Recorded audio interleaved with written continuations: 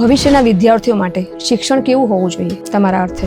મારા અર્થે શિક્ષણ એવું હોવું જોઈએ કે જેમાં શિક્ષકની, શાળાની, યુનિવર્સિટીની ઓછામાં ઓછી જરૂર પડે. વિદ્યાર્થી સ્વાધ્યાયી બને, સેલ્ફ લર્નિંગ થાય એનું. એટલા માટે થાય કારણ કે દરેક માણસની અંદર એટલું બધું સામર્થ્ય હોય છે કે ઘણી બધી વખત એ સામર્થ્યને બહાર કાઢવા માટે શાળા ટૂંકી પડે. હવે આપણી પાસે શાળા જ હોય તો તમે આખું કલેક્ટર બનવાની ક્ષમતાવાળા માણસને એમાં નાખી દીધો છે, એ કશું નહીં કરી શકે. તો ભવિષ્યમાં જે લોકો એમ વિચારે છે કે એજ્યુકેશન જરૂરી છે અને શાળા બનાવીએ, એના કરતાં શાળા નહીં બનાવવા કરતાં બાળકને સેલ્ફ લર્નિંગ પ્રેક્ટિસ કેમ નહીં કરાવી? એવી સિસ્ટમ બનાવવી જોઈએ કે જેમાં સેલ્ફ લર્નિંગ વધે, અને એવું થઈ રહ્યું છે. ઇન્ડિયામાં અત્યારે 250 એવા સંસ્થાઓ છે કે જે ટિપિકલ શાળાઓ નથી, એ ઓલ્ટરનેટિવ લર્નિંગ સેન્ટર્સ છે. ગુજરાતના એવા કોઈ એક બે ગુજરાતમાં છે ને, સુરતમાં નાલંદા છે, અહીંયા રાજકોટ પાસે ઢેઢુકી લોકમિત્રા છે, ક શાળા છે, શાર્દુલ નામના પ્રકલ્પો ભાવનગર, અમદાવાદ, શાર્દુલ મને ખ્યાલ છે, શાર્દુલ વિદ્યાપીઠ.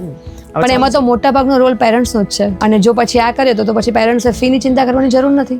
બિલકુલ ચિંતા કરવાની જરૂર નથી. એટલે શિક્ષણ મોંઘું થયું છે ને, એ વાતમાં હું એટલા માટે સહમત નથી કે એની સામે એટલું આઉટપુટ નથી. જો આઉટપુટ બરાબર હોય ને તો ગમે તેટલી ફી પોસાય. પૈસા આપો અને આઉટપુટ ન મળે તો શું કરવાનું? તો શું છે એના મૂડમાં મિસિંગ શું છે? મિસિંગ એ જ છે કે અંદરથી બહાર કેમ કાઢવું એ આવડતું નથી.